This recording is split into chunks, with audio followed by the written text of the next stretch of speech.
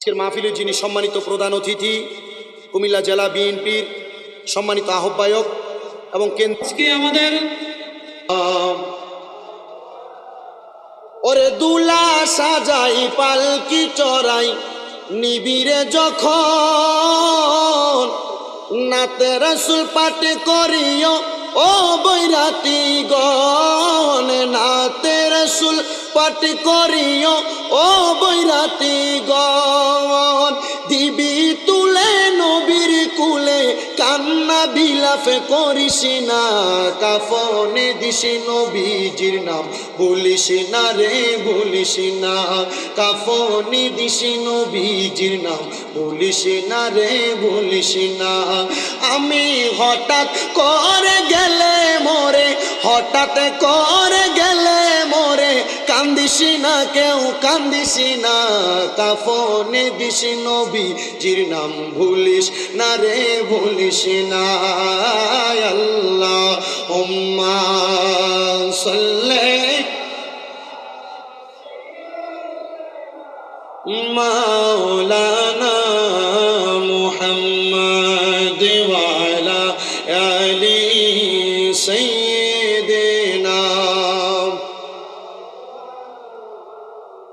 আমার মুসলমান ইমানদার, পবিত্র কুরআনুল কারীমের যে আয়াত আমি আপনাদের কাছে তেলাওয়াত করেছি, লা ইয়াস্তাউই আসহাবুন নারি ওয়া আসহাবুল জান্নাহ, আসহাবুল জান্নাতি হুমুল ফাইজুন। আমার আল্লাহ তাআলা কুরআনুল কারীমের মধ্যে বলেন, লা ইয়াস্তাউই আসহাবুন নার, জাহান্নামীরা একরকম নয়, ওয়া আসহাবিল জান্নাহ, জান্নাতীদের মতো, মানে জাহান্নামী এবং জান্নাতীরা একরকম নয়। আল্লাহর হাবিব কুরআনুল কারীম থেকে বলেন, আসহাবুল জান্নাতি হুমুল ফাইজুন, যারা জান্নাতি তারা হইল সফল কাম। ইয়া রাসূলুল্লাহ, জান্নাত দিবে বুঝতে পারলাম, তবে আপনার কাছে জানতে চাই আল্লাহ কোন জান্নাত দিবে, এই জান্নাতের মজাটা কি? আল্লাহর হাবিব বলেছেন ওই জান্নাতের নাম হলো জান্নাতুল ফেরদাউসি নুজুলা। ইয়া রাসূলুল্লাহ, বুঝতে পারলাম ওই জান্নাত দিবে, ওই জান্নাতে কতদিন থাকবে? নবীজি সাল্লাল্লাহু আলাইহি সাল্লাম বলছেন, খালিদিনা ফিহা আবাদা, ওই জান্নাতের মধ্যে তারা চিরস্থায়ী বাসিন্দা হয়ে থাকবে। লাস্টে একটা ছোট্ট শব্দ ব্যবহার করছেন, আলিফ বা দাল আলিফ, আবাদা শব্দ ব্যবহার করে আল্লাহ রসুল কুরআনুল কারীমের আয়াত দ্বারা বুঝাইছেন তারা জান্নাতে প্রবেশ করবে তো করবে, তারা জান্নাত থেকে বের হতে চাইবে না। ইয়া রাসূলুল্লাহ, ওই জান্নাতে আমরা থাকতে চাই। এবার আমার দয়াল নবী রাহমাতুল লিল আলামিন নবী আমার হাদিস শরীফের মাধ্যমে বলেন, হে দনপুর দক্ষিণ পাড়া এলাকার জান্নাতের বাগান মাহফিলে আগন্তুক আমার ভাইয়েরা, বাবারা, বন্ধুরা গভীর মনোযোগ দিয়া বয়ান শ্রবণ করার চেষ্টা করবেন।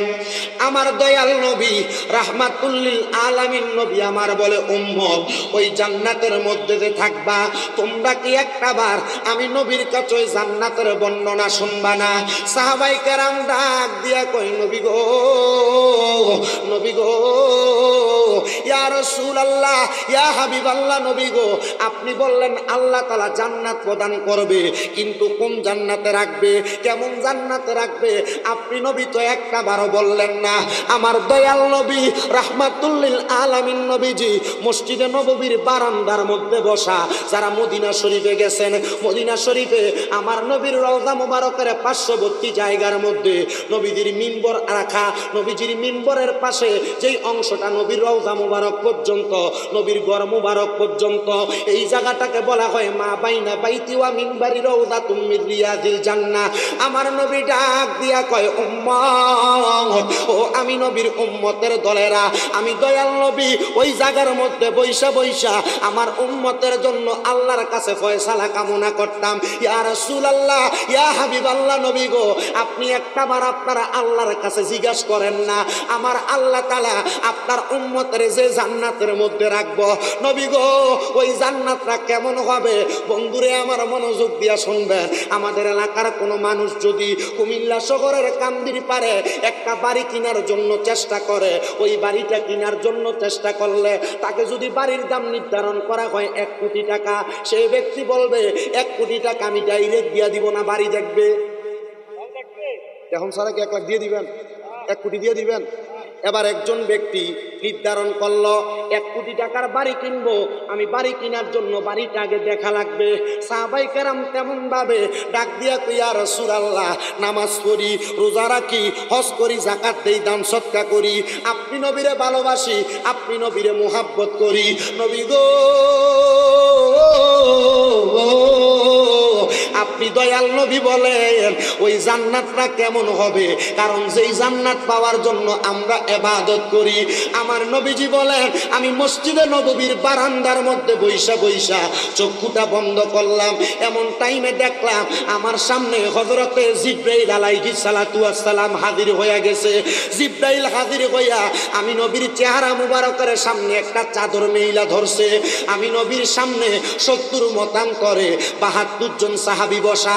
আমি নবীর সামনে যখন চাদরটা ধরলেন, আমি দয়াল নবী হঠাৎ করে চোখটা বন্ধ করলাম। এমন টাইমে দেখলাম জিবরাইল আলাইহিস সালাতু ওয়াস সালাম চাদরটা আমার সামনে ধরল। জিবরাইল বলে, ইয়া রাসূলুল্লাহ, ইয়া হাবিবাল্লাহ, আপনার চোখ মুবারকটা বন্ধ করেন। আমি দয়াল নবী আমার চোখ মুবারক বন্ধ করলাম।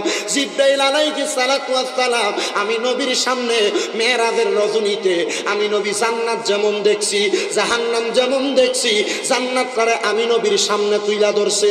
আমি নবী আবার জান্নাতের বর্ণনা দিতে লাগলাম। ইয়া রাসূলুল্লাহ, জান্নাতটা কেমন? আমার নবী কয়, আল্লাহ জান্নাত কত সুন্দর করে বানাইছে। আল্লাহ সামনের একটা ইট লইছেন, রূপার একটা ইট দিয়া, মাঝখানে লাল রঙের ইয়াকুত জামারুত পাথর দিয়া আল্লাহ জান্নাত বানাইছে। নবী গো, বুঝলাম আল্লাহ জান্নাত বানাইছে। ওই জান্নাতের মধ্যে আমার আল্লাহ তাআলা কি ব্যবস্থা রাখছে? আল্লাহর হাবিব চোখ মুবারকের পানিগুলা ছাইরা দিয়া কান্দে আর ডাক দিয়া কয়, উম্মত, আমার আল্লাহ তাআলার ওই জান্নাতের মধ্যে এমন কোনো কিছুর কমতি নাই, এমন কোনো কিছুর কমতি নাই। উম্মত মনে মনে যা খাওয়ার চিন্তা করবে, যেইটা করার চিন্তা করবে, আল্লাহ জান্নাতের মধ্যে উম্মতের জন্য সেই ব্যবস্থা রাখছে। ইয়া রাসূলুল্লাহ, ইয়া হাবিবাল্লাহ, নবী গো, ব্যবস্থাটা কেমন হবে?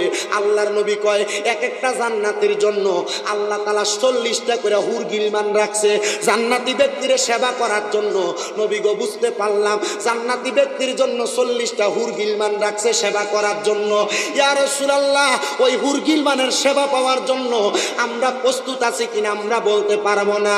আমার নূরের নবী রাহমাতুল লিল আলামিন নবী বলে, যদি তুমি জান্নাতি হুর গিলমানের মতো কইরা সেবা পাইতে চাও, তাহলে তুমি তোমার শরীরটাকে, দেহটাকে ঈমানের দৌলতে সাজাও। আমাদের এলাকার মা বোনেরা বিবাহ যখন মেয়েদের ইন্তজাম করে, দেখবেন মেয়েটারে বিবাহ করানোর জন্য কানের মধ্যে দুল পরায়, নাকের মধ্যে ফুল পরায়, গলার মধ্যে অনেক সুন্দর সুন্দর চেইন পরায়। মা বোনেরা নাকের মধ্যে কানের মধ্যে দুল যদি না পরে, তাহলে হাদিস শরীফ বলে এদেরকে পুরুষের সাদৃশ্য মনে হয়। এই জন্য মহিলারা নাকে কানের মধ্যে দুল পরবে। ইয়া রাসূলুল্লাহ, আপনি যে বললেন ঈমানের দৌলতে, ঈমানের অলংকার দিয়া দেহ সাজানোর জন্য, নবীজি বুঝতে পারলাম না। দুনিয়ার মহিলারা সাধারণভাবে বিভিন্ন অলংকার দিয়া সাজে, তাহলে ঈমানের সাজে কেমনে দেহটারে সাজাইব? হযরতে আব্দুল্লাহ ইবনে আব্বাস রাদিয়াল্লাহু তাআলা আনহু হাদিস বর্ণনা করেন। মনোযোগ দিবেন। আব্দুল্লাহ ইবনে আব্বাস রাদিয়াল্লাহু তাআলা আনহু হাদিস বর্ণনা করেন যে আব্দুল্লাহ ইবনে আব্বাস রাদিয়াল্লাহু তাআলা আনহুর মাজার সৌদি আরবের তায়েফ এলাকায় অবস্থিত। তায়েফ এলাকায় আব্দুল্লাহ ইবনে আব্বাসের নামে বাবু আব্দুল্লাহ ইবনে আব্বাস নামক একটা বড় গেট আছে। এটার পাশে আব্দুল্লাহ ইবনে আব্বাসের নামে সুন্দর একটা মসজিদ এবং মাদ্রাসা, কিতাবখানা।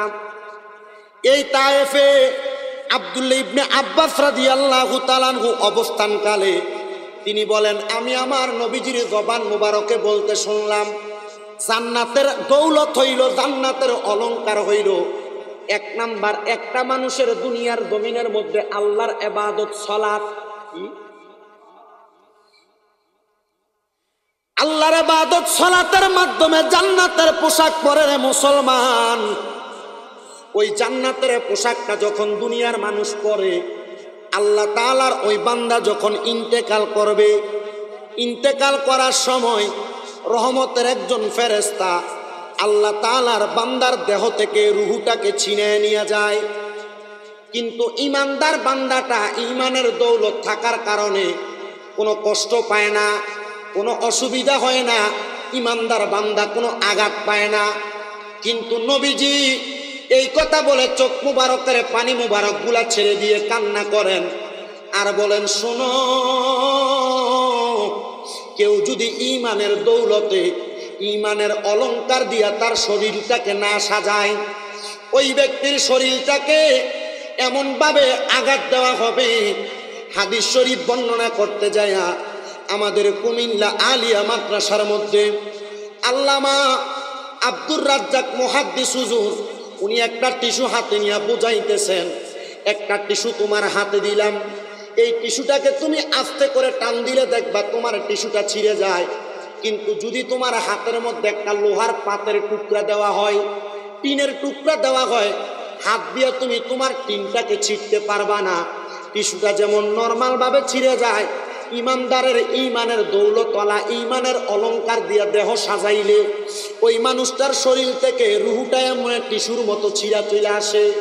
কিন্তু কোন নাফরমান বান্দা, কোন বেআমল বান্দা, গুনাহগার বান্দা, আল্লাহর প্রশংসাকারী না বান্দা যখন গুনাহ করতে করতে দেহটারে নাফরমানির দেহ বানাইয়া ফেলে, টিনকে যেমন ভাবে টান দিয়া ছিঁড়া যায় না, টান দিলে বড় কষ্ট হয়, ইমানদার বান্দার চাইতে বেঈমান বান্দা, নাফরমান বান্দার রুহুটাকে টান দিয়ে বাহির করতে এমন কষ্ট হয়।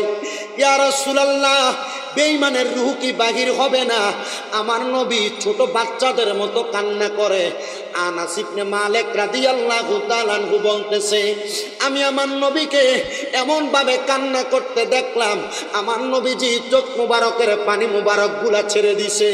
নবী আমার কান্না করে আর ডাক দিয়া বলে, শোনো রে, আমি নবীর উম্মতের দলেরা যারা নাফরমান হবে, যারা মুনাফিক হবে, যারা বেঈমান হবে, যারা গুনাহগার হবে, তাদের রুহুটা আজরাইল নিবে না। আজরাইলের সঙ্গে আরো দুইটা ফেরেশতা নিয়ে হাজির হবে। ওই দুইটা ফেরেশতার চোখগুলা হবে নীল রঙের, দুইটা ফেরেশতা এমন ভয়ঙ্কর হবে, দুইটা ফেরেশতা যখন ওই নাফরমানের সামনে দাঁড়াইব, নাফরমান বান্দা ওই ফেরেশতাদের দিকে তাকাইয়া নীল নীল চক্ষুগুলা দেইখা বিছানার মধ্যে ভয়ে প্রস্রাব করে দিবে, বিছানার মধ্যে পায়খানা করে দিবে। ওই বান্দাটা, নাফরমানটা যখন ফেরেশতার সঙ্গে কথা বলার চেষ্টা করবে, জিহ্বাটা বাহির হইয়া নাফরমান কামড় দিয়া দিবে রে। ইমানদার বান্দাটা এত কষ্ট পাবে না, বেঈমান বান্দা যত কষ্ট পাবে। এবার বেঈমান ওই নাফরমান কথা বলতে পারবে না।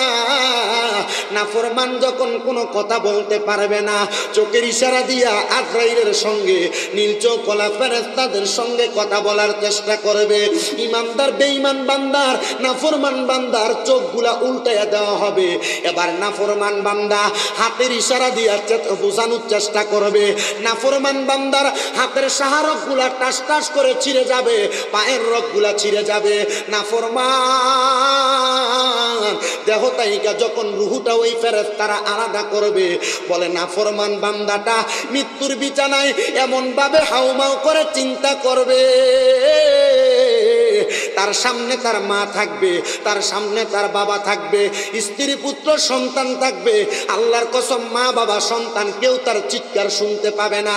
ইয়া রাসূলুল্লাহ, কেমনে এই কথা বললেন? হযরত জাবের ইবনে সামুরা রাদিয়াল্লাহু তাআলা আনহু হাদিস বর্ণনা করে, তিনি বলে, কোন নাফরমান, কোন গুনাহগার, কোন বেনামাজি হারাম করে রূহ যখন নেওয়া হয়, এই বান্দা এমন ভাবে চিৎকার করে, তার মা, তার এলাকার মানুষ ছাড়া, মানে জিন জাতি এবং মানব জাতি ছাড়া তার চিৎকারের আওয়াজ সবাই শুনতে পায়।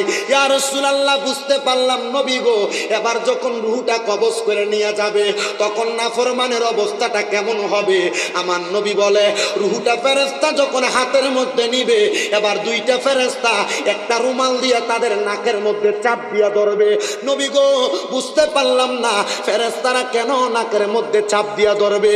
আল্লাহর হাবিব বলে, নাফরমানের শরীরের দুর্গন্ধ এমন এমন হবে রে, নাফরমানের রূহের এমন দুর্গন্ধ হবে, গুনাহ করতে করতে, বদ কাজ করতে করতে, খারাপ কাজ করতে করতে নাফরমানের রূহটারে একটা দুর্গন্ধযুক্ত রূহ বানাইব। ও নবী গো, ও দয়ার নবী, বুঝতে পারলাম। এবার নাফরমানের রূহটারে কই নিয়ে যাবে? বলে আসমানের দিকে দুইজন ফেরেশতা নিয়ে যাবে। নাফরমানের রূহ যখন আসমানের কাছাকাছি যাবে, তাকায়া দেখবে দলে দলে ফেরেশতারা দাঁড়াইয়া রইছে, কিন্তু ওই ফেরেশতারা মুখ থেকে থুতু নিক্ষেপ করে। ওই দুইজন ফেরেশতা দলের ফেরেশতাদেরকে জিজ্ঞাসা করে, তোমরা কেন এই নাফরমান বান্দার রূহুর দিকে থুতু নিক্ষেপ করো? বলে নাফরমান বান্দার রূহুতে কেমন দুর্গন্ধ তৈরি হয়, আমরা তার এই দুর্গন্ধ সহ্য করতে পারি না। ও মুসলমান, কেমনে তুমি নামাজ ছাড়ো, কেমনে তুমি রোজা ছাড়ো, কেমনে তুমি ইবাদত ছাইরা দাও, কেমনে তুমি গুনার দিকে তোমার কদম বাড়াও? না রে না, দাও তোমার পাওটা আমার সামনে দাও, আমি আমার জিহ্বা লাগাইয়া তোমার মুখে পাটা আমি পরিষ্কার করে দেই। তবু ওয়াদা করো, আমি চাই না আমার কোনো মুসলমান ভাই জাহান্নামে যাক, আমি চাই না আমার কোনো মুসলমান ভাই দুজকে যাক, এমন কষ্ট পায় মারা যাক। আল্লাহর হাবিব মুহাম্মাদুর রাসূলুল্লাহ সাল্লাল্লাহু আলাইহি ওয়াসাল্লাম কান্না করতেছে। আমার নবী ডাক দিয়ে কই, উম্মত শুনে নাও। এবার যখন নাফরমান গুনাহগার বেআমলের রূহটা আসমানের দিকে নিয়ে যাওয়া হয়, আসমান থেকে ফিরে দেওয়া হয়, আলমে আরোহার দিকে নিয়ে যাওয়া হয়, রূহের জগৎ থেকে ফিরে দেওয়া হয়, রূহের জগতের একজন ফেরেশতা জবাব দেয়, এই বান্দা গুনাহগার, বান্দার দেহের মধ্যে দুর্গন্ধ, রূহের মধ্যে দুর্গন্ধ, দুর্গন্ধওয়ালা দেহটা, দুর্গন্ধওয়ালা রূহটা আলমে আরোহার মুমিনদের রূহের সঙ্গে রাখা যাবে না। ও আমার দনপুর উত্তর দক্ষিণ পাড়া আশেপাশে এলাকার বাবাজিরা বন্ধুরা, এবার নাফরমানের রূহটা নিয়ে ফেরেশতা দুইজন আসমানের দিকে চলে আসে। আসমানের দরজা যখন বন্ধ থাকে, ডাইনে যাইতে পারে না, বামে যাইতে পারে না, সামনে যাইতে পারে না, একবার বন্ধ নাফরমানের রূহটা। এবার আল্লাহ তাআলা আদেশ করে, ফা দাখালান নার, জাহান্নামের মধ্যে প্রবেশ করাও। জাহান্নামের মধ্যে শুধু প্রবেশ করায় না, জাহান্নামের মধ্যে দিতে দিতে সর্বপ্রথম দুইজন ফেরেশতা জাহান্নামের হেমার দ্বারা জাহান্নামীকে আঘাত করে, এমন আঘাত করে বান্দা চিৎকার করতে থাকে, দুনিয়ার কেউ শুনতে পায় না, একমাত্র জিন জাতি মানব জাতি ছাড়া সবাই শুনতে পায়। ও নবী, এমন কষ্ট পায়, আঘাত পায়, বুঝতে পারলাম ওই ব্যক্তিটারে কবরের মধ্যে কেমন শাস্তি দেয়। আল্লাহর নবী বলে, জাহান্নামের আগুনটাকে 1000 বছর জ্বালাইয়া লাল তাইকা সাদা বানানো হয়, এবার আরো 1000 বছর জ্বালাইয়া জাহান্নামের আগুনটাকে সাদা তাইকা কালো বানানো হয়। এমন ভাবে জাহান্নামের আগুনে জ্বলতে জ্বলতে বান্দাটা আল্লাহ তাআলার কাছে ডাক দিয়া বলে, আল্লাহ,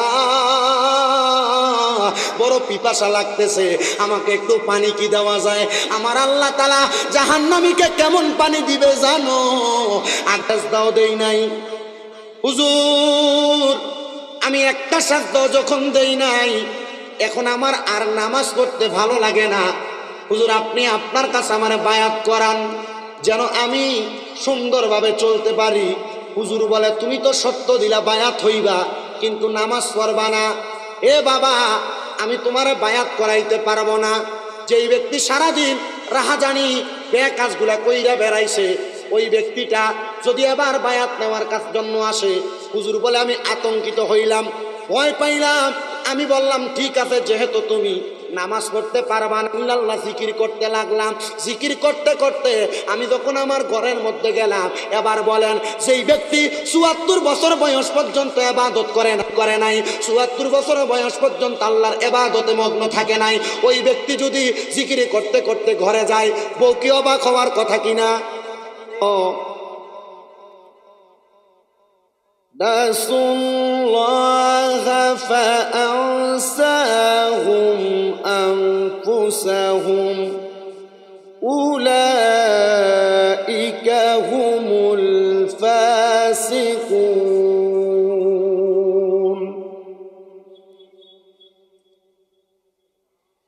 ওয়ালা তাকুনু কাল্লাযীনা নাসুল্লাহ ফাআনসাহুম আনফুসাহুম উলাইকা হুমুল ফাসিকুন।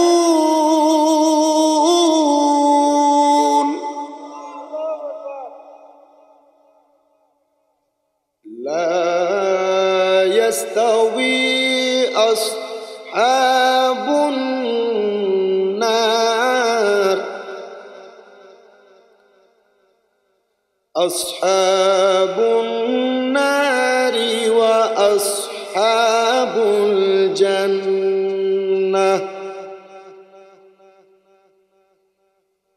আসহাবুল জান্নাতি হুমুল ফাইজুন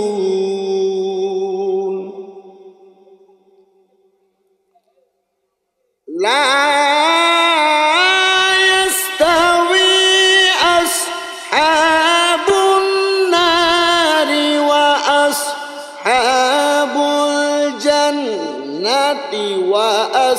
وأصحاب الجنة هم الفائزون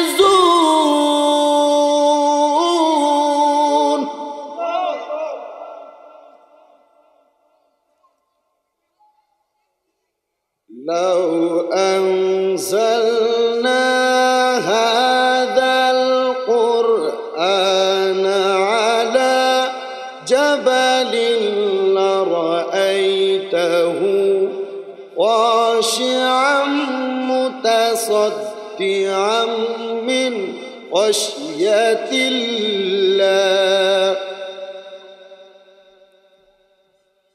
وتلك الأمثال نضربها للناس لعلهم يتفكرون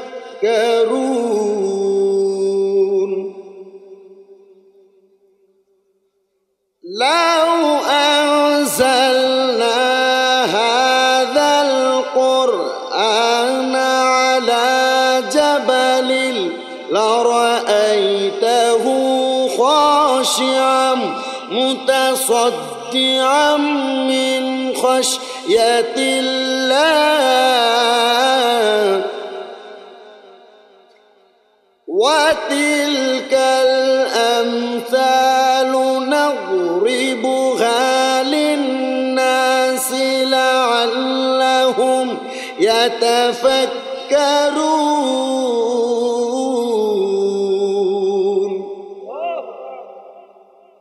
صدق الله المولانا العظيم وصدق رسوله النبي الحبيب الكريم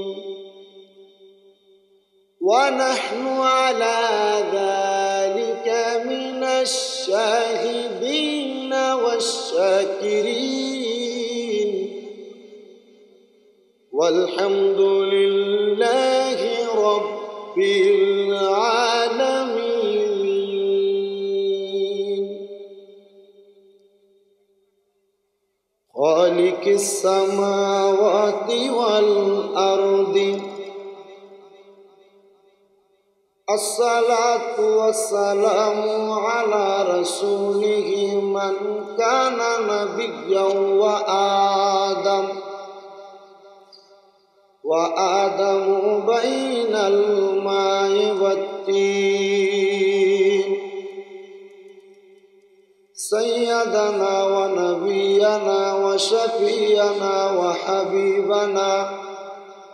وحبيب طبيبنا وطبيب قلوبنا وقلوب مرشدنا وعلى آله وأصحابه وأهل محبته وعلماء دين ملة وأهل السنة والجماعة أجمعين আমার আজকে এই ধনপুর কেন্দ্রীয় ঈদগাহ আদর্শ সদরে আয়োজিত জিকরুল্লাহ ইসলামী যুব কমিটি ধনপুর শাখার উদ্যোগে আল্লাহ আল্লাহ জিকির এবং ঈদে মাজিউন নবী সাল্লাল্লাহু আলাইহি ওয়াসাল্লাম ডাকবেন আল্লাহ। এই আওয়াজ দ্বারা মুহাব্বতের আওয়াজে ডাকবেন আল্লাহ। এবার দুইটা হাত তুলা পড়েন না ইয়া রাসূলুল্লাহ, এবার মুহাব্বতের আওয়াজে পড়েন না ইয়া ওলি আল্লাহ। আমার আল্লাহ তাআলা কোরআনুল কারীমের মাধ্যমে হাদিস শরীফে হাদিসে কুদসি দিয়া জানাইয়া দেয়, আল্লাহ কয় জগতের বান্দারা রে ওয়াশকুরু নি'মাতাল্লাহি আলাইহিম ইন কুনতুম ইয়্যাহু তা'বুদুন।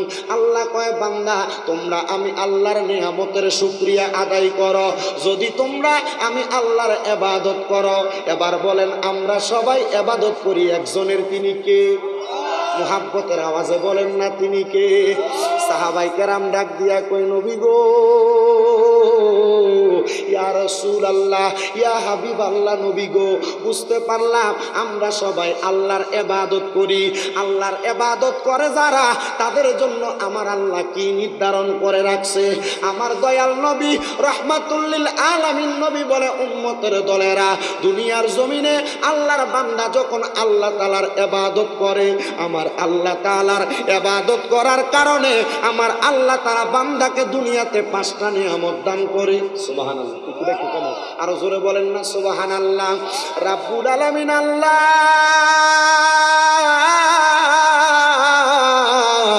আপনি আপনার বান্দা যদি আপনার ইবাদত করে আপনি আপনার বান্দাকে 5টা নিয়ামত দান করেন। সাহাবায়ে কেরাম ডাক দিয়া ইয়া রাসূলুল্লাহ, ইয়া হাবিবাল্লাহ, নবী গো আপনার কাছে জানতে চাই আপনার উম্মতেরা আল্লাহর ইবাদত করলে আমার আল্লাহ 5টা নিয়ামত কি দান করে?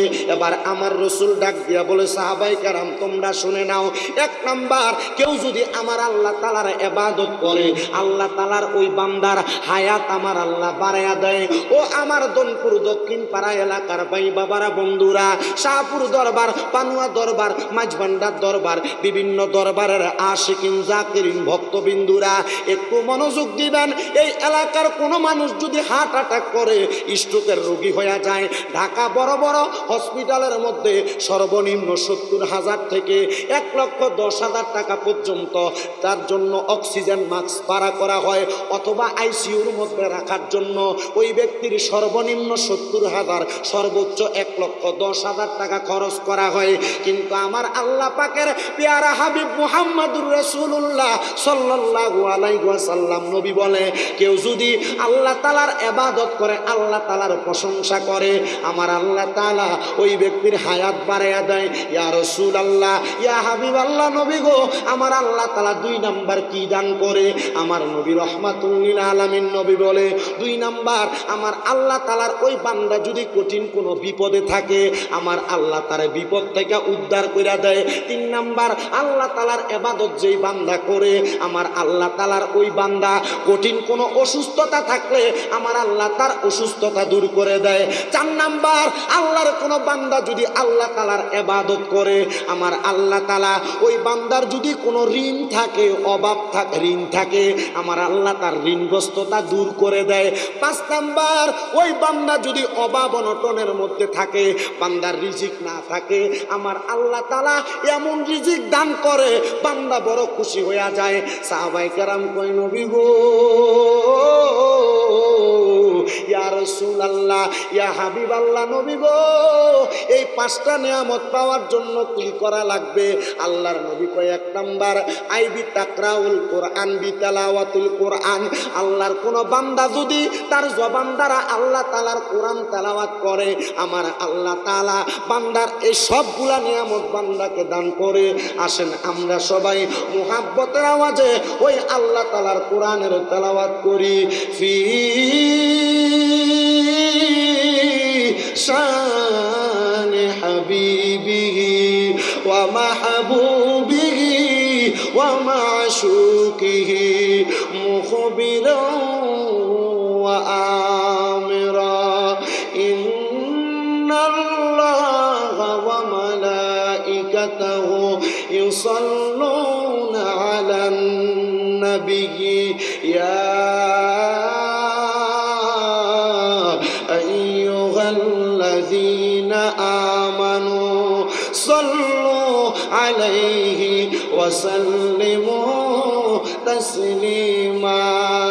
আল্লাহুম্মা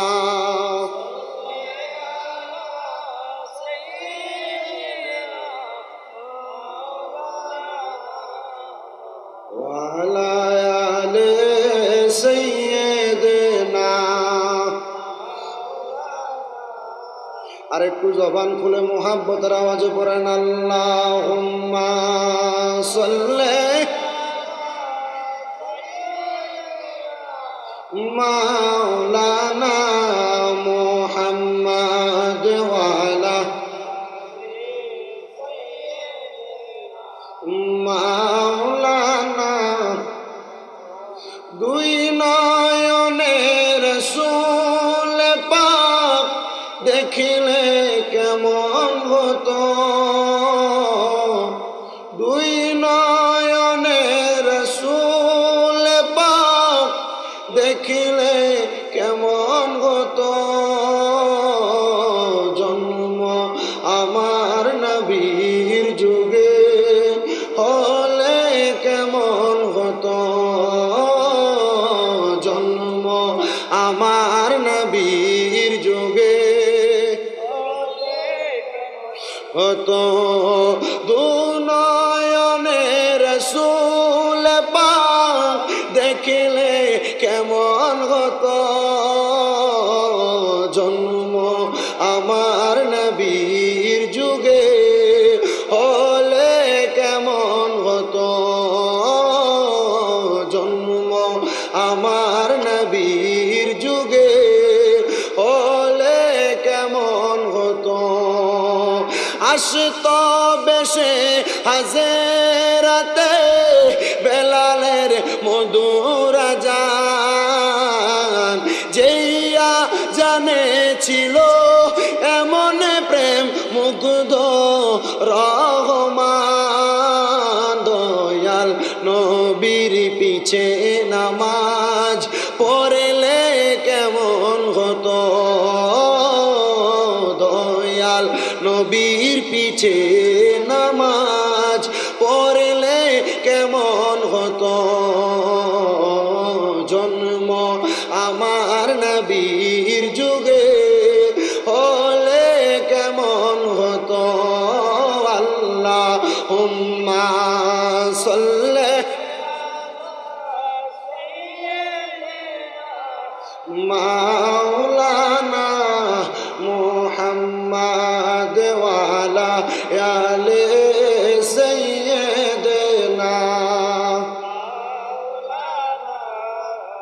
মরবি যদি জিন্দা মরা আইরে তোরা যাবি আই নূর নবীজির পাক রওজাতে কেন্দে নবী বুকবা সায় আল্লাহুম্মা সাল্লি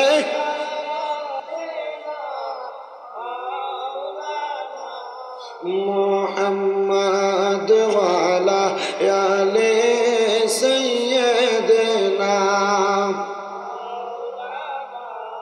মুহাম্মদ লা ইলাহা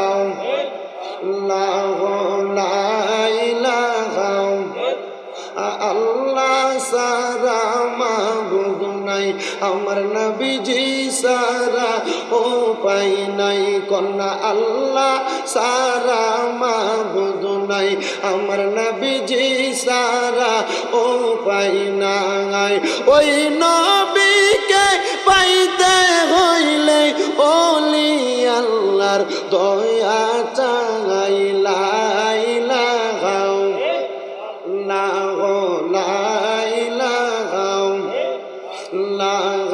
আমরার মনের বাসনা আমরা কেমনে যাব মাদিনা বলেন আমরার মনের বেদনা আমরা কেমনে যাব মাদিনা দয়াল আল্লাহ দয়া করে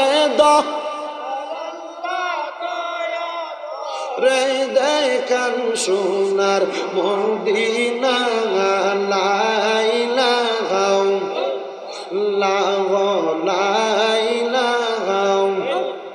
নামাজ রোজা চাইরো না কেহ মা বাবার খেদমত চাইরো না আমার নবীর দরুদ ভুইল না আমার নবীও তোমায় বলবে না লা ইলাহা লা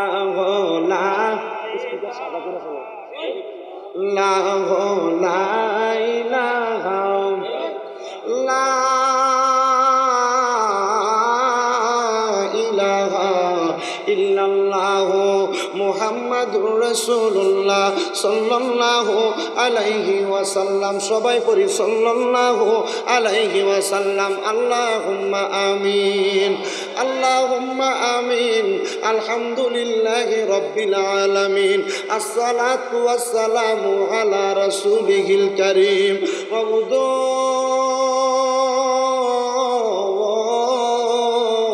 ও দয়াল আল্লাহ, একটু রহমতের নজর করে তাকিয়ে দেখেন গো আল্লাহ, এই দনপুর দক্ষিণ পাড়ার কেন্দ্রীয় ঈদগাহ ময়দানে জিক্রুল্লাহ ইসলামিয়া যুব কমিটি দনপুর শাখার উদ্যোগে আল্লাহ আল্লাহ জিকির ঈদে মাজিউন নবী এবং ঈদে মিলাদুন নবী সাল্লাল্লাহু আলাইহি ওয়াসাল্লাম উপলক্ষে এত সুন্দর মাহফিলের ইন্তজাম কইরা আমার সঙ্গে অনেক দাড়ি পাকা মুরব্বী বাবারা, অনেক যুবক নওজোয়ান ভাইয়েরা, ছোট্ট ছোট্ট মাসুম বাচ্চারা, পর্দার অন্তরালের আমার অনেক মা বোনেরা, আল্লাহ আপনার শাহিন শাহী পাক দরবারে গুনাহগার কাঙ্গালের বেশে মাপ পাওয়ার আশায় আল্লাহ দুইটা হাত বাড়াইছে। যার হাতটা তোমার কাছে মায়া লাগে, পছন্দ হয়, ওই হাতের উসিলায় আমরা প্রত্যেকের জীবনের গুনাহ তুমি আল্লাহ ক্ষমা কইরা দাও। ডাকলে কি জুড়ায় রে মন, জপলেনি প্রাণ ঠান্ডা হয়, এ না দেখিলে দুই নয়নে নয়নে রে আল্লাহ করো আল্লাহ জাগালয় তোমার মনে। আল্লাহ মায়ার নজর কইরা তাকে দেখো, আজকের এই জান্নাতের বাগানে তোমার কত বান্দারা হাত বাড়াইছে, যেই বান্দাদের জগতের মধ্যে বাবা নাই, যেই বাবা মাতার গাম পায়ে ফালাইয়া সন্তানরে মানুষের মতো মানুষ করার জন্য এত কষ্ট করছে। আল্লাহ যেই বাবা নিজে না আনন্দ আয়েশ কইরা সন্তানরে আনন্দ আয়েশ করানোর জন্য নিজের রক্তরে পানি বানাইছে, আল্লাহ কার জানি এমন আব্বা জান অন্ধকার কবরে। আল্লাহ যাদের এমন আব্বাই অন্ধকার কবরে, আব্বার কবর তুমি আল্লাহ জান্নাতের বাগান বানাইয়া দাও। মাবুদ ও দয়াল আল্লাহ, আজকের মুনাজাতে কে জানি হাত বাড়াইছে, আল্লাহ কার জানি জগতের মধ্যে মা নাই। হায়রে মা, যেই মারে মা কইয়া ডাকলে কলিজার আগুন পর্যন্ত ঠান্ডা হইয়া যায়, যেই মায়ের দিকে নেক নজরে তাকাইলে কবুল হজের সওয়াব হইয়া যায়। আল্লাহ যাদের এমন মা দুঃখিনী অন্ধকার কবরে রে আল্লাহ, এমন আম্মার কবর জান্নাতের বাগান বানাইয়া দাও। দয়াল রে, কে জানি হাত বাড়াইছে, কার জানি মাও নাই বাবাও নাই, জনমের এতিম হইয়া রইছে রে আল্লাহ। মাহফিল থেকে বাড়িতে যাইব, সবার মুখ দেখব, কিন্তু আব্বা আম্মার মুখটা দেখবে না। এরে আমার এই দনপুর এবং আশেপাশে এলাকার ভাই বাবারা রে, আর কতকাল দুনিয়ার রং তামাশা আড্ডাবাদি কইরা সময় কাটাইবা? মুনাজাত হইতেছে রে ভাই, আমার আল্লাহর দরবারে যদি আমিন আমিন কইরা দুইটা হাত বাড়াইয়া দাও, আমার বিশ্বাস আছে আমার আল্লাহ একটা হাতও খালি ফিরাইয়া দিবে না। দয়াল রে, তোমার কোন বান্দা জানি হাত বাড়াইছে, যেই বান্দাটা মা হারা বাবা হারা এতিম হইয়া রইছে। আল্লাহ, যার জগতের মধ্যে মা নাই বাবা নাই, ওই সন্তান জানে আম্মা আব্বা হারা এতিম হইয়া দুনিয়ার জমিনে সময় কাটাইলে দুনিয়ার জীবনটা কত কষ্টের সময় কাটে। এমন অনেক সময় গেছে আম্মা আব্বা সন্তান রে হাত খরচের জন্য 10, 5, 100 টাকা হাতে দিতে পারে নাই। এখন সন্তানের চোখের সামনে অনেক দাড়ি পাকা মুরব্বীরা দোকানে বইসা থাকে, কিন্তু সন্তান তার আব্বার হাতে 100 টাকা হাত খরচের জন্য দিতে পারে না। আল্লাহ, দিব কেমনে রে? এমন আব্বা জানতো অন্ধকার কবরের বাসিন্দা। আল্লাহ, এমন আব্বা যাদের কবরে, আব্বার কবর তুমি আল্লাহ জান্নাতের বাগান বানিয়ে দাও। আম্মায় আব্বা চইলা গেছে,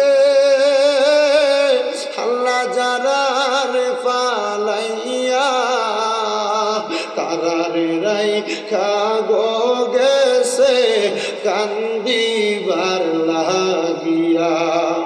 দয়াল রে, আমরা যারা হাত বাড়াইলাম মায়ের বংশ বাবার বংশ ধারাই অন্ধকার কবরে, প্রত্যেকের কবর নাজাতের ফয়সালা কইরা দাও। এরে আমার আশেপাশে এলাকার মা বোনেরা গো, মাইকের আওয়াজ তোমাদের কানে যায়নি, মুনাজাত হইতেছে আল্লাহর দরবারে। আমিন আমিন কইরা 2টা হাত বাড়াইয়া দিলে আমার বিশ্বাস আছে আমার আল্লাহ একটা হাতও খালি ফিরাইয়া দিবে না। দয়াল রে, বিশেষ করে আজকের মাহফিলে যারা টাকা দিয়া, পয়সা দিয়া, শ্রম দিয়া, বুদ্ধি দিয়া, পরামর্শ দিয়া, মাইক দিয়া, লাইট দিয়া, প্যান্ডেল দিয়া, বিশেষ করে তাবারুকের জন্য সহযোগিতা কইরা এত সুন্দর জান্নাতের বাগান মাহফিল সাজাইছে, প্রত্যেককে তুমি কবুল আর মঞ্জুর করো। প্রত্যেকের ব্যবসা বাণিজ্য কাজে কর্মের মধ্যে বরকত দান করো। যারা পড়ালেখা করে বিদ্যা বুদ্ধি বানাইয়া দাও, মানে সম্মান ইজ্জতে জিন্দেগি নসিব করে দাও। আমার অনেক প্রবাসী ভাইরা বিদেশ থেকে দোয়া চায়, আল্লাহ প্রবাসীদের জান ও মান ইজ্জতের দায়িত্ব তোমার কুদরতি হাতে সফরদ করলাম। প্রত্যেক প্রবাসীদের শরীর স্বাস্থ্য সুস্থ রাইখা সহি সালামতে ইনকাম করে আবার বাড়িতে ফেরার মতো তৌফিক দান করো।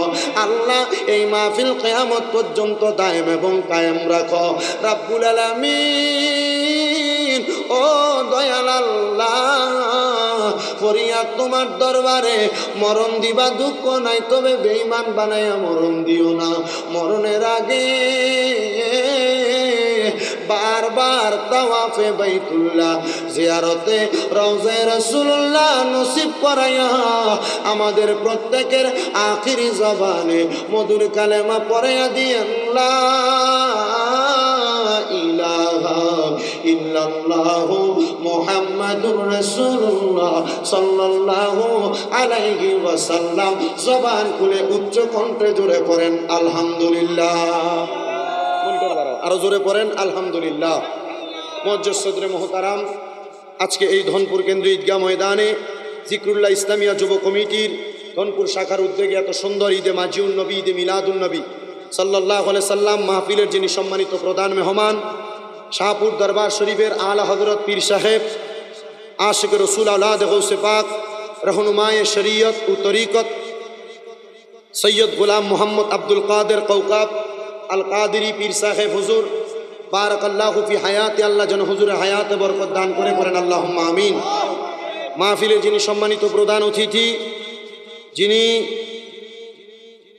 কুমিল্লা 6 আসনের সাবেক এমপি, কুমিল্লা জেলা বিএনপির আহ্বায়ক, বিশিষ্ট শিল্পপতি এবং রাজনীতিবিদ হাজি আমিনুর রশিদ ইয়াসিন সাহেব, মাহফিলের বিশেষ অতিথি শাহপুর দরবার শরীফের শাহজাদায়ে আকবর শেখ শাহজাদা সৈয়দ গোলাম মোহাম্মদ তাহমিদ আবদুল্লাহ আল কাদিরি বারাকাল্লাহু ফি হায়াতি, মাহফিলের যিনি সম্মানিত সভাপতি, আমাদের 6 নং জগন্নাথপুর ইউনিয়ন পরিষদের 6 নং ওয়ার্ডের সাবেক মেম্বার এবং বিশিষ্ট সমাজসেবক, সবার সুপরিচিত মুখ হাজি মুজিবুর রহমান মোহন মেম্বার সাহেব, মাহফিলে প্রধান বক্তা হযরত মাওলানা পীর মুফতি আমজাদ হোসেন জালালি সাহেব।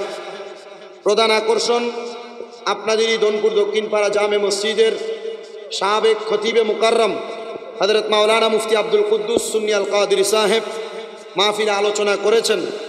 আমাদের রঘুপুর ইসলামিয়া দাখিল মাদ্রাসার সহসুপার এবং আপনাদের ধনপুর দক্ষিণপাড়া জামে মসজিদের খতিবে মুকাররম হযরত মাওলানা শাহজালাল সিদ্দিকী সাহেব সহ মাহফিল পরিচালনা করছেন আমাদের সবার সুপরিচিত মুখ মানিক মিয়া শাহপুরী দাদা ভাই এবং আমাদের এই এলাকার কৃতি সন্তান ফারুক মিয়া সাহেব সহ মাহফিল ইন্তেজাম করেছেন জিকরুল্লাহ ইসলামিয়া যুব কমিটি ধনপুর শাখা।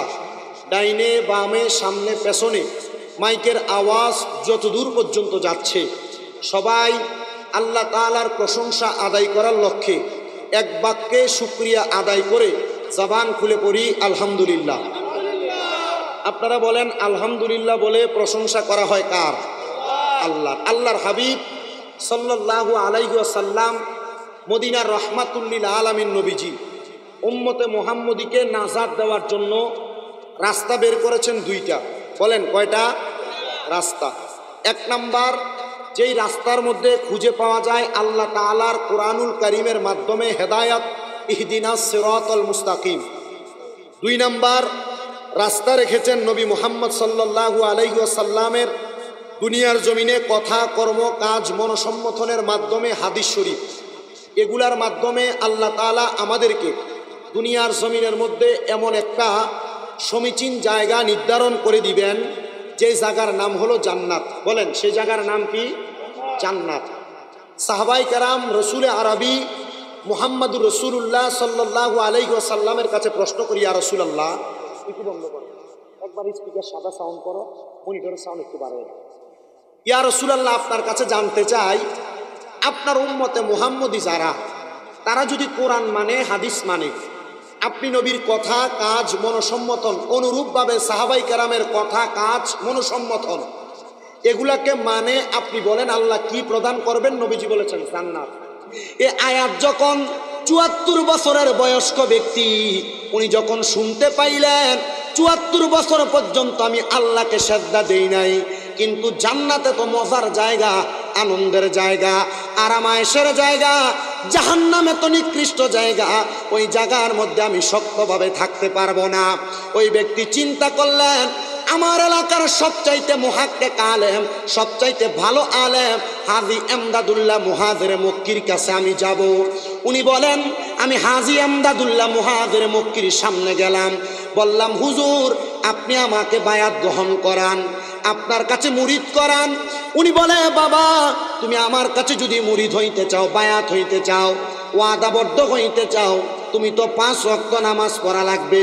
তুমি সন্ত্রাস করো, বাজে কাজ করো, ৭৪ বছর বয়স পর্যন্ত কোনোদিন তুমি আল্লাহর ইবাদত করো নাই, তাহলে তুমি কি ইবাদত করবা নাকি? উনি বলে হুজুর সব করতে পারবো, কিন্তু আমি নামাজ আদায় করতে পারবো না।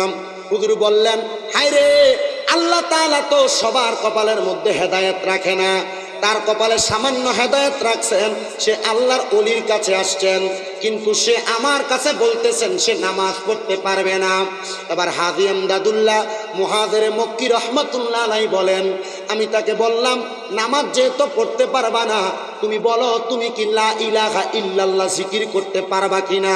তিনি বললেন এক বাক্যে আমি লা ইলাহা ইল্লাল্লাহ জিকির করতে পারবো। তবে এমদাদুল্লাহ মুহাজির মক্কি তাকে একটা ওয়াদা করাইলেন, তবে সাবধান মনে রাখবা যদি তুমি জিকির ছাড়া নামাজ পড়ো তাহলে তোমাকে প্রত্যেক ওয়াক্ত নামাজের জন্য 5টা করে জুতা দ্বারা আঘাত করা হবে। সে বলল হুজুর আজ পর্যন্ত কেউ আমার শরীরের মধ্যে কোনো আঘাত করতে পারে নাই। ঠিক আছে, আপনি যেহেতু আমার মুর্শিদ হবেন, আপনি যেহেতু আমার পথ প্রদর্শক হবেন, আমার কোনো অন্যায়ের জন্য আপনি আমাকে শাস্তি দিতে পারবেন। এবার ৭৪ বছর বয়স পর্যন্ত যেই ব্যক্তি আল্লাহকে একটা সেজদাও দেয় নাই, ওই ব্যক্তি লা ইলাহা ইল্লাল্লাহ, লা ইলাহা ইল্লাল্লাহ, লা ইলাহা ইল্লাল্লাহ বলতে বলতে ঘরের মধ্যে প্রবেশ করেছে। তার স্ত্রী তাকে দেখে বড় অবাক হয়ে গেলেন, চিন্তা করলেন যেই স্বামী কোনোদিন আল্লাহর নামটা মুখ দিয়ে একবারও বলে নাই, এই স্বামী কোনোদিন আল্লাহকে একবার সেজদাও দেয় নাই, তার জবান দ্বারা লা ইলাহা ইল্লাল্লাহ। মহিলা বলে আমি খুশিতে বড় আত্মহারা হয়ে গেলাম, আমি খুশিতে বড় আত্মহারা হইয়া আমি সারা রাত আর বিছানার মধ্যে ঘুমাই নাই, আমি আমার চক্ষু খোলা রাখলাম, দেখলাম আমার স্বামী ঘুমানোর আগ পর্যন্ত শুধু জবান দ্বারা লা ইলাহা ইল্লাল্লাহ শব্দটা ব্যবহার করতেছে। দেখলাম আমার স্বামী ঘুমিয়ে গেলেন, কিন্তু তার জবান আর লড়তেছে না। আমি তার বাম বুকের চাইটের মধ্যে তাকাইলাম, আমি দেখলাম তার বাম স্তনের 2 আঙ্গুল নিচের যেই গোস্তের জায়গাটা, এই জায়গাটা একবার উপরের দিকে উঠতেছে আর একবার নিচের দিকে যাচ্ছে, একবার উপরের দিকে উঠতেছে আর একবার নিচের দিকে যাচ্ছে। আমি আবার তাকাইলাম, তার এমন অবস্থা দেখে আমি চিন্তা করতে লাগলাম, আল্লাহ তাআলা মনে হয় আমার স্বামীকে হেদায়েত দান করেছে। এমন টাইমে মহিলা বলতেছে, আমি দেখলাম আমার স্বামী হঠাৎ করে ঘুম থেকে ফাল ফেরে উঠলেন, লাফ দিয়ে উঠলেন। আমি আমার স্বামীকে বললাম, ওগো আমার স্বামী, আপনি তো ঘুমিয়েছিলেন, আপনি কেন ঘুম থেকে উঠে গেলেন? আমার স্বামী আমাকে বলতেছে, হে স্ত্রী, আমি ঘুমের মধ্যে একটা দুঃস্বপ্ন দেখেছি। ওই দুঃস্বপ্নটা কি তুমি শুনতে চাও? তুমি তো আমার স্ত্রী, সুখ দুঃখের সাথী, আমি তুমি স্ত্রীর কাছে আমার ঘটনাটা বলতে চাই। স্ত্রী বলেন, স্বামী এমন কি স্বপ্ন দেখেছেন আপনি ঘুম থেকে লাফ দিয়ে উঠে গেলেন? স্বামী বললেন, আমি হঠাৎ একটা নদীর পাড়ে দাঁড়ানো ছিলাম, কে যেন পেছন থেকে আমাকে নদীর মধ্যে ধাক্কা দিয়ে ফেলে দিল। আমি নদীর মধ্যে পড়ে যাওয়ার পরে আমাকে কেউ বাঁচাইতে আসতেছে না, নদীর কঠিন স্রোতে আমাকে নিচের দিকে নিয়ে যাচ্ছে। এমন টাইমে দেখলাম নদীর মধ্যে কোথা থেকে যেন 5টা দড়ি হঠাৎ করে পড়ে গেল। আমি একটা দড়ির মধ্যে ধরলাম, দড়িটা নিচের দিকে চলে গেছে। আরেকটা দড়ির মধ্যে ধরলাম, আমি নিচের দিকে চলে যাচ্ছি। 3টা দড়ির দিকে ধরলাম, আমি নিচের দিকে চলে যাচ্ছি। 4টা দড়ির মধ্যে ধরলাম, আমি নিচের দিকে চলে যাচ্ছি। এমন ভাবে আমি যখন 4টা দড়িতে ধরলাম, আমি নিচের দিকে চলে যাচ্ছি।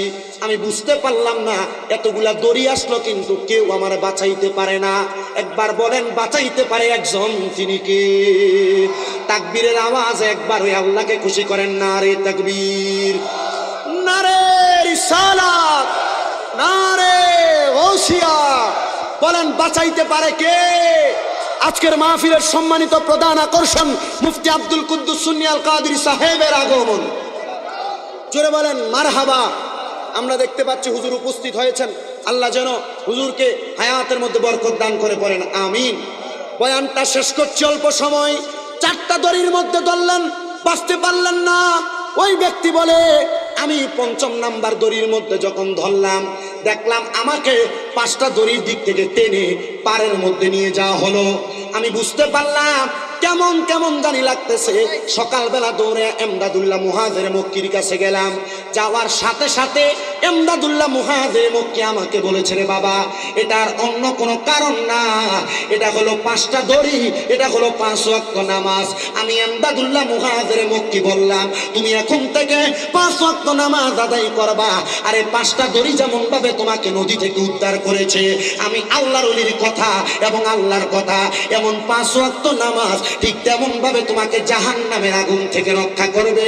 এবার বলেন, যে আল্লাহর ওলিদের নসিহতের মাধ্যমে আমাদেরকে দুনিয়ার জমিনে কঠিন বিপদ থেকে জাহান্নামের আগুন থেকে আল্লাহ উদ্ধার করে, এমন ভাবে আল্লাহর ওলিদের হাত ধরে আজকের মাহফিলের যিনি সম্মানিত প্রধান মেহমান সৈয়দ গোলাম মোহাম্মদ আব্দুল কাদের কাউকাব হুজুর কেবলা শাহপুর দরবার শরীফ সহ যত আউলিয়া কেরাম আছে, তাদের হাতে হাত রেখে আমরা সবাই জাহান্নামের আগুন থেকে বাঁচার দরকার আছে না নাই?